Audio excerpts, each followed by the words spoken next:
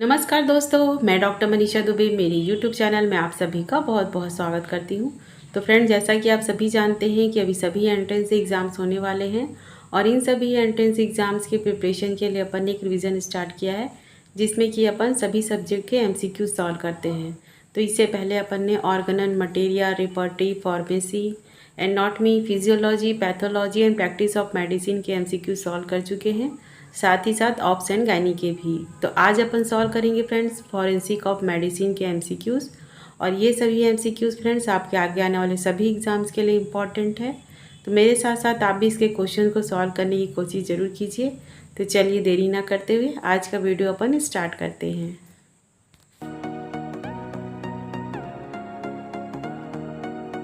तो चलिए देखते हैं, इसमें सबसे पहला क्वेश्चन है, in which poisoning occurs impulsive homicidal tendency.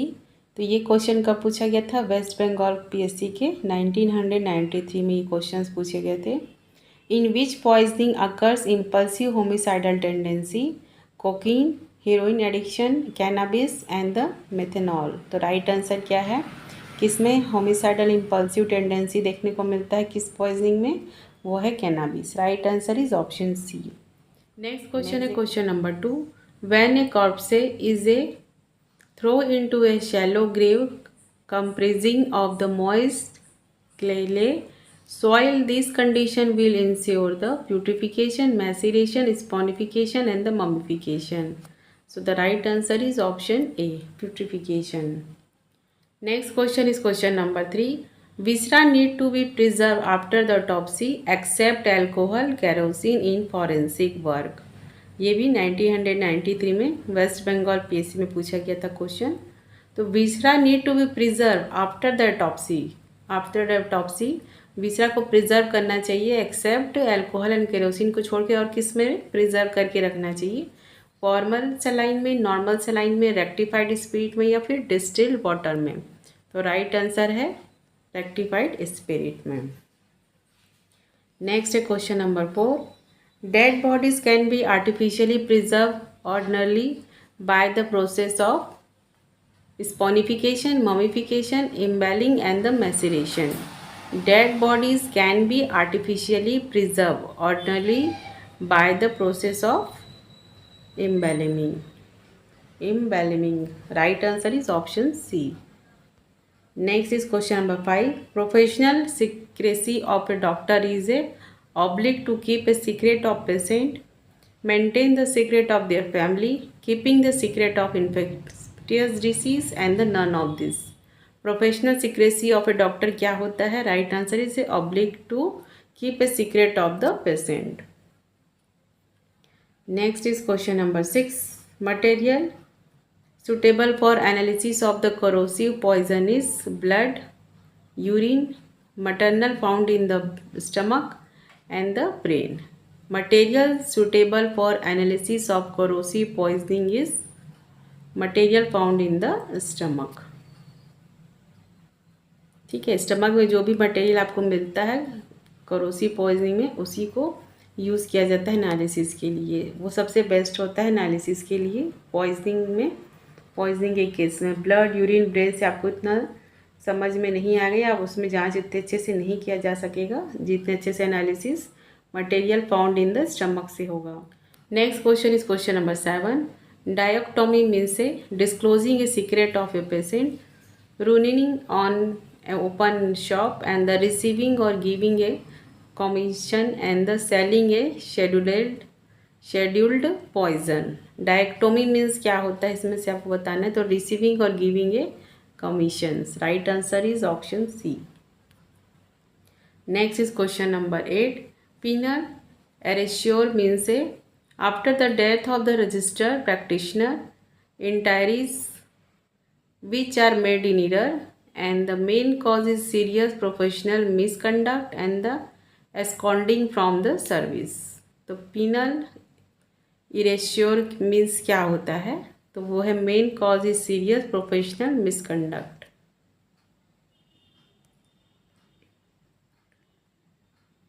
Next question is question number 9. Loco parentis is A या ऑब्लिक आर क्या होता है? Loco parentis an emergency consent taken from the person in the charge of child, the relatives of child, a police person या none of this.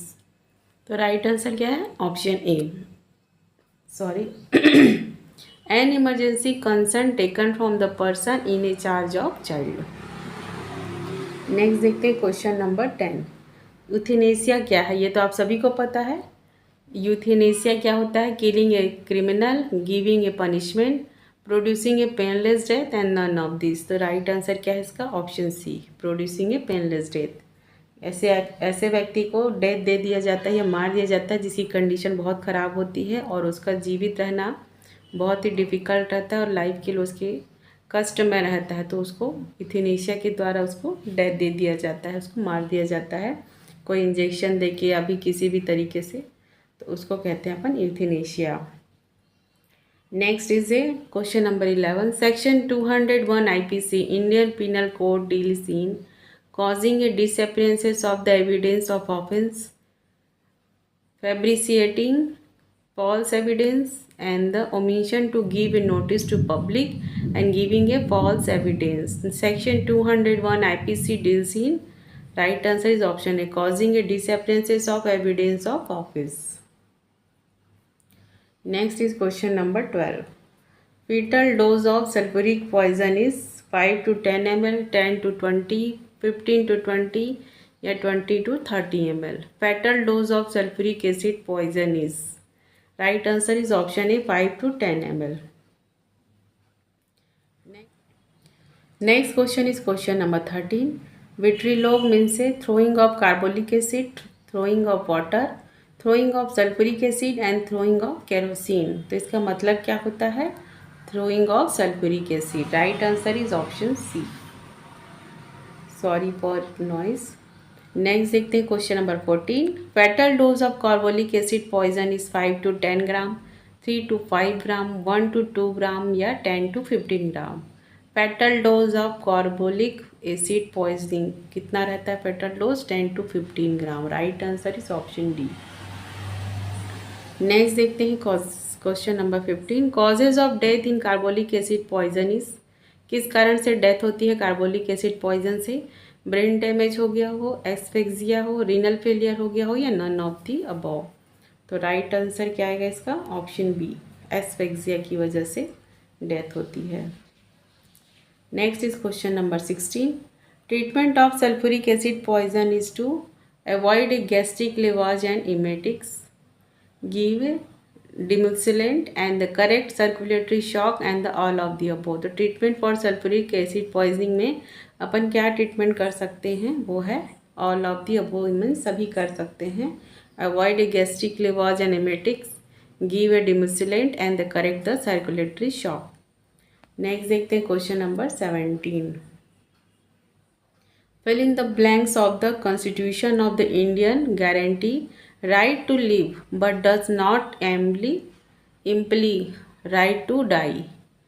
Fill in the blanks of the Constitution of Indian guarantee right to live but does not imply right to die. Article 20, Article 19, 21 and 70. तो ये किस article में है? वो है article 19 में। Next है question number 18। The India Medical Council Act came into force at obligation to act, professional death sentence, contract between the doctor and patient, and the thing or fact speak for itself. The Indian Medical Council Act came into force at, right answer is option B, professional death sentence. Next is question number 19. Fill in the blanks deals with the criminal negligence. ये ऐसे question अक्सर exam में पूछे जाते हैं, किस section में आता है इंडियन पिनल कोड के तहत। तो deals with the criminal negligence किसके अंतर्गत आता है? ये सेक्शन 304A IPC के तहत ये आता है। Right answer is option A, 304A। 304A है, ठीक है, ये याद रखिएगा इसमें। Next is question number 20। Death occur if haemorrhage is about the 150 to 200 ml, 100 to 150, 50 to 100 and 200 to 250 ml. Death occur if the hemorrhage is about कितना bleeding हो जाएगी तो पेशेंट की डेथ हो सकती है, तो वो है 100 to 150 ml। अगर ब्लड लॉस हो गया तो पेशेंट की डेथ हो सकती है। Next is question number 21। Fracture of the skull occurring the opposite to the site of force is the fill in the blanks fracture. तो उस फ्रैक्चर को क्या कहेंगे? यदि फ्रैक्चर हो गया opposite side of the skull में, means fracture of the skull occurring opposite to the side of force, जिधर फोर्स लगाया है उसके अपोजिट साइड में अगर फ्रैक्चर हो जाएगा तो उस फ्रैक्चर को अपन क्या कहेंगे? जिस साइड में आपने उसको मारा है उस साइड फ्रैक्चर ना करके उसके अपोजिट साइड में हो तो उस कंडीशन को क्या कहेंगे पूछा गया है। सूचरल फ्रैक्चर कहेंगे क्या, या काउंटर कोप एलिवेटेड, या कम्युनिटेड? तो right answer is a counter coup को फ्रैक्चर कहेंगे इसे। Next is question number 22। Human adult head weight about 3 to 5, 4 to 5, 2 to 5, 1 to 5 kg। Human adult head weight about कितना वेट रहता है? वो है 4 to 5 kg का रहता है head. Next is question number 23। Fill in the blank is a constant given by the person under the fear of injury. Consent है, ठीक है। Fill in the blank is a consent given by a person under the fear of injury. Section 90 IPC, section 52, section 94 and 93। तो कौन सा consent number आएगा इसमें? Under the fear of injury consent दिया गया हो तो वो है सेक्शन 90 IPC के तहत। Next question is question number 24। Fatal dose of abrus precatorius 90 to 120 milligram, 5 to 10, 15 to 50 and the uncertain. तो फैटल डोज कितना रहता है इसका? 90 to 120 milligram. Next is question number 25। The ability of the hypothalamus to regulate the temperature is a completely lost below the 35 degree centigrade, 40 degree, 30 and 45 degree centigrade।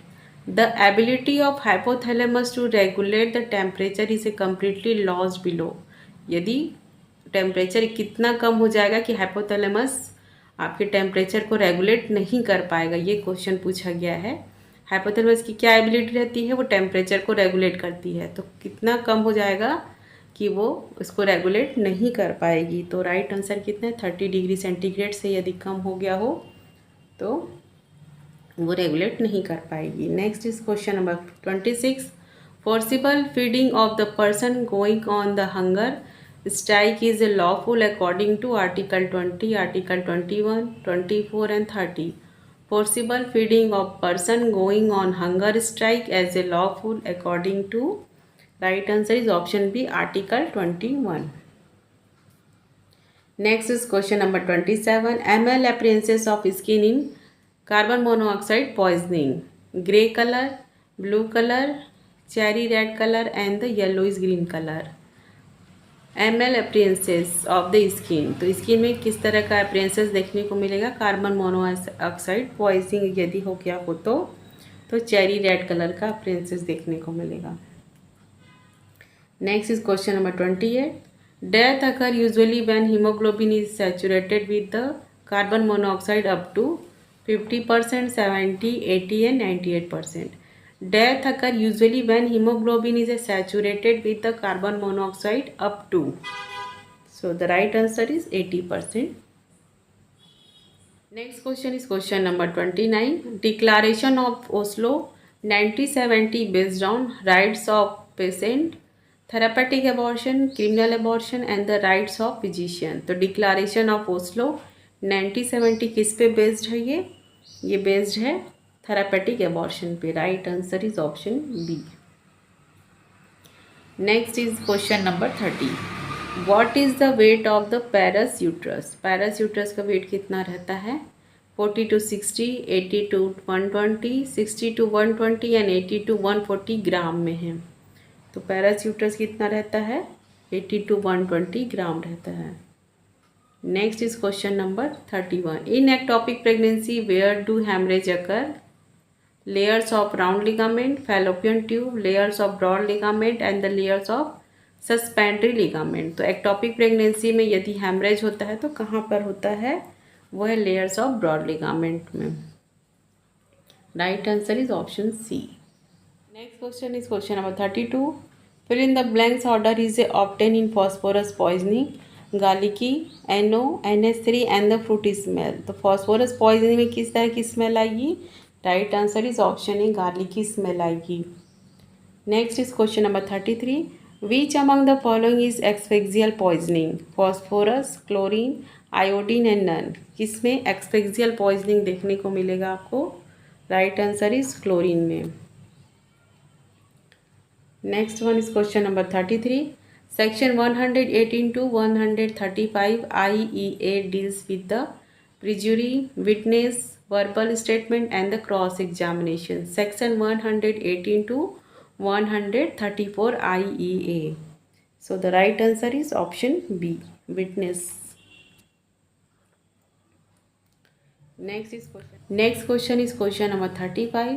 If a dying person is unable to speak but is able to make a sign in answer to question put to him, and this can be recorded and considered as a dying declaration, dying evidence, verbal statement and the oral evidence. Means यदि कोई person मरने वाला हो और वो बोल नहीं पा रहा हो, लेकिन आप उससे जो भी क्वेश्चन कर रहे हो, क्वेश्चन आंसर कर रहे हो, तो उसमें वो साइन कर सकता है या बता सकता है कि हाँ मेरे साथ ऐसा हुआ था, और अपनी गवाही दे सकता है। मीन्स ठीक है, तो उस कंडीशन को अपन क्या कहेंगे इसमें इंग्लिश फॉरेंसिक टर्म में?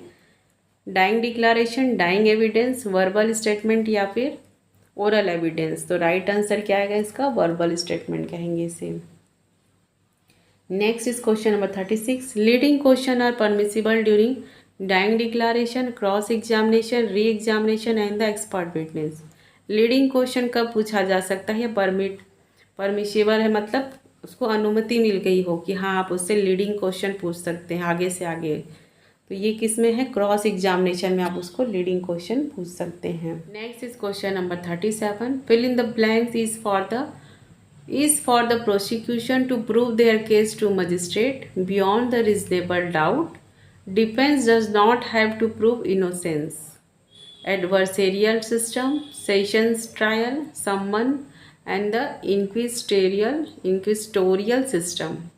तो इस कंडीशन को क्या कहेंगे? Is for the prosecution to prove their case to magistrate beyond the reasonable doubt, defence does not have to prove innocent. तो इस कंडीशन को कहेंगे adversarial system. Right answer is option A.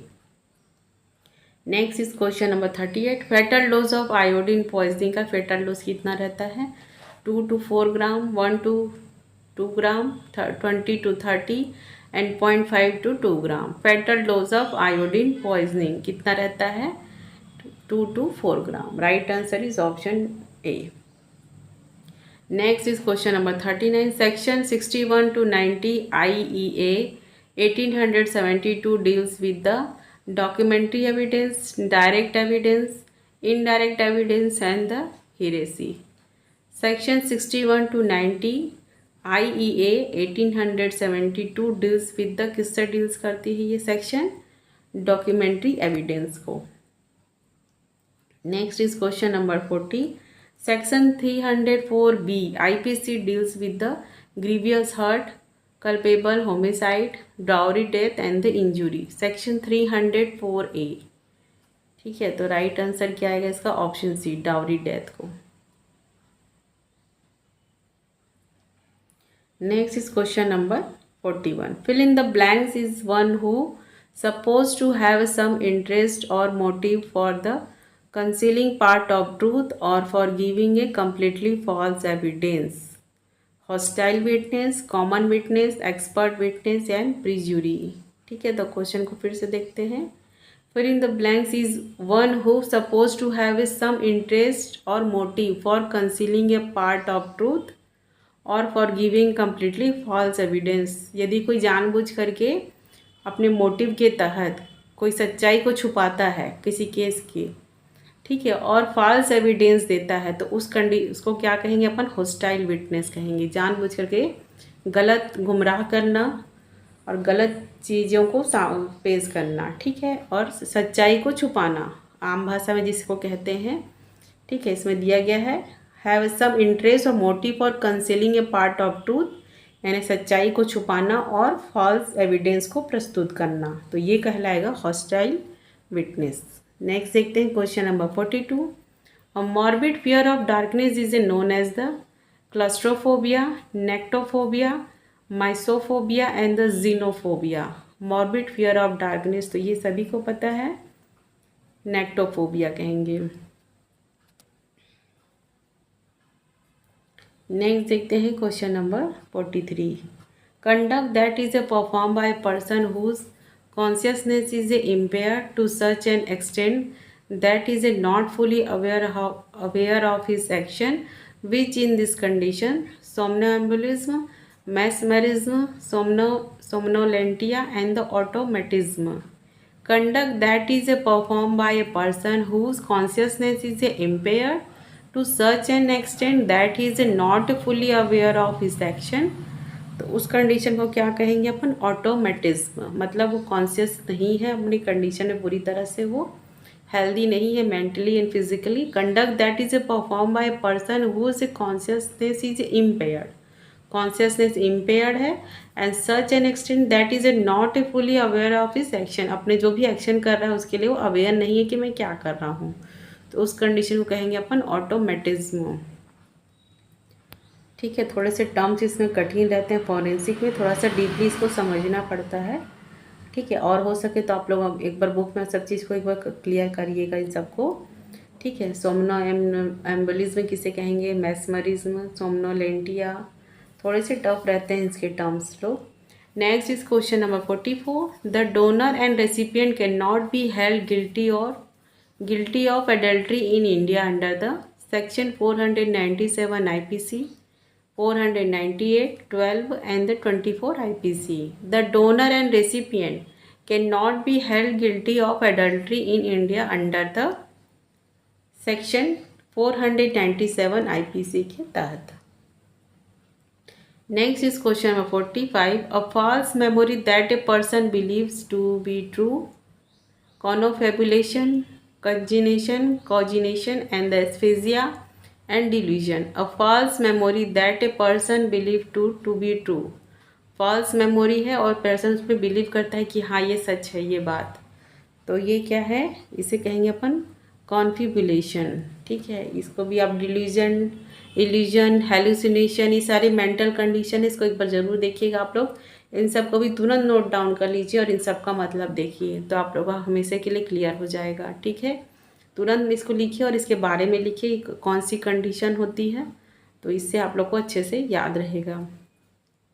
Next देखते हैं question number 46। Any individual who may be a important with one particular woman has not with the other is a called the important, quoad hoc, honeymoon important and the sterile. A individual who may be important with one particular woman, ठीक है, एक particular woman के लिए वो important है, has not with other is called, others women's के लिए नहीं है, तो उस कंडीशन को क्या कहेंगे अपन, क्वाड हॉक। Right answer is option B. ठीक है, ये नया टाइप का क्वेश्चन है, इसको ध्यान दीजिएगा आप लोग। इससे क्वेश्चन भी अक्सर एग्जाम में पूछे जाते हैं जो कि आपके सिलेबस में आपको देखने को नहीं मिलेंगे। नेक्स्ट क्वेश्चन देखते हैं, question number 47। Which of the following is a grievous injury under the section 320 IPC? Emasculation, privation of the joint, fracture of the bones and all of the above. Which of the following is a grievous injury under the section 320 IPC Indian Penal Code? Right answer is all of the above. सभी इसके अंतर्गत आएंगे। Emasculation, privation of the joint and the fracture of the bones. Next is question number 48. Postmortem staining is a distinguished from the bruises by all except, occurs in dependent part, edges are clearly defined, absent in areas of body under the pressure and the extravasation of the blood into the surrounding tissue. Postmortem staining is a distinguished from the bruises by all except. Right answer is option D, extravasation of the blood into the surrounding tissue. Next question is question number 49. All component of gunpowder except charcoal, lead peroxide, potassium nitrate and sulfur. Right answer is lead peroxide. Next is question number 50. Which one of the following type of laceration show the flying? Which one of the following type of laceration show flying, stretch, avulsion, cut and the split. Right answer is option B, avulsion को ही अपन कहेंगे. Next is question number 51. In firearm injury entry wound blackening is a due to flame, hot gases, smoke, unburnt powder. In firearm injury entry wound blackening is a due to किसकी वजह से होता है? Smoke की वजह से होता है. Next is question number 52. Choking is a seen in the revolver, pistol, shotgun and the rifle. Choking is a seen in किस में दिखाई देता है? Right answer is option B, pistol में. Next is question number 33. Following are the symptoms developed in CVS during the arsenic poisoning. Identify the incorrect one. Ventricular tachycardia, bradycardia, ventricular fibrillation and the acute circulatory collapse. Following are the symptoms developed in the CVS during the arsenic poisoning. Identify the incorrect one. Right answer is option D, acute circulatory collapse. Next is question number 54. Eating of fish poison by the mercury is known as mercurilentis, diphyllobothriasis, concussio mercurialis and the Minamata disease. The right answer क्या है? Option C. Eating of fish poison by the mercury is known as concussio mercurialis. Next is question number 55. Colour of urine in nitric acid poisoning, yellow colour, black colour, brown या green colour. Colour of urine in nitric acid poisoning में urine का colour कैसा रहता है? Brown in colour. Next is question number 56. Mees line are characteristic in mercuric poisoning, thallium poisoning, arsenic and the barium. Mees line are characteristic in thallium poisoning. Next is question number 57. Oxalic acid is used for tattooing, glass making, staining and the calico printing. Oxalic acid used in किस में used होता है? Calico printing में. Right answer is option D. Next is 58. Which corrosive poisoning cause a liquefaction necrosis? Formic acid, caustic alkalis, aquafortis and the boric acid. Which corrosive poisoning causes a liquefaction necrosis? Right answer is option B, caustic alkalis. Caustic alkalis. Next is question number 59. Stupefying poison, calotropis, oleanders, cannabis indica, abrus. So the right answer is option A, calotropis. Next is question number 60. Which of the following poison produce a rotten egg odor? Hydrogen sulfide, zinc phosphide, ethanol and the cyanide. Which of the following poison produce a rotten egg odor? किस में produce होता है? Hydrogen sulphide में. Next is question number 61. The color of blood produced by the cyanide poisoning in the post-mortem staining is bright red in color, cherry red, yellowish and the brownish. तो कैसा colour रहता है? The color of blood produced by the cyanide poisoning in the post-mortem staining is bright red in color. Next देखते हैं question number 62. Which chelting agent should not be used when liver is damaged? Which chelting agent should not be used when liver is damaged? EDTA, BAL, DMSA, DMPS. So the right answer is option B, BAL. Next is question number 63. Spinal poison is cocaine, caffeine, gelsemium and curare. So the right answer is option C, gelsemium. Spinal poison gelsemium की वजह से. Next is question number 64. Sign and symptom of metal fumes fever are the following except cough, facial pallor, cyanosis and the salivation. Sign and symptom of metal fumes fever are the following except, right answer is option B, facial pallor. Next is question number 65. Which poison causes chalky white appearances in teeth? Which poison is a causes chalky, white appearances in a teeth, formic acid, oxalic acid, sulfuric acid and the nitric acid. So the right answer is sulfuric acid poisoning में आपको देखने को मिलेगा. Next question and last question इस video का. In which corrosive poison gastric lavage can be done? Oxalic acid, nitric acid, carbolic and the hydrochloric acid. तो किस corrosive poisoning में गैस्ट्रिक लिवाज अपन कर सकते हैं? वो है कार्बोलिक एसिड पॉइजनिंग में, बाकी में नहीं कर सकते. Right answer is option C. तो आज का वीडियो यहीं पर एंड करती हूँ फ्रेंड्स. होप करती हूँ इसके सभी क्वेश्चंस आपके आगे आने वाले एग्जाम्स के लिए हेल्पफुल रहे होंगे. और यदि आप मेरे साथ ऐसे जुड़े रहना चाहते हैं तो प्लीज़ वीडियो को लाइक कीजिए, चैनल को सब्सक्राइब कीजिए, साथ ही साथ बेल आइकन को प्रेस करना ना भूलें फ्रेंड, जिससे आपको आगे आने वाले नेक्स्ट वीडियो के बारे में नोटिफिकेशन मिल पाएगा. मिलते हैं नेक्स्ट वीडियो में. तब तक अपना ख्याल रखिए. Take care. Thank you and best of luck.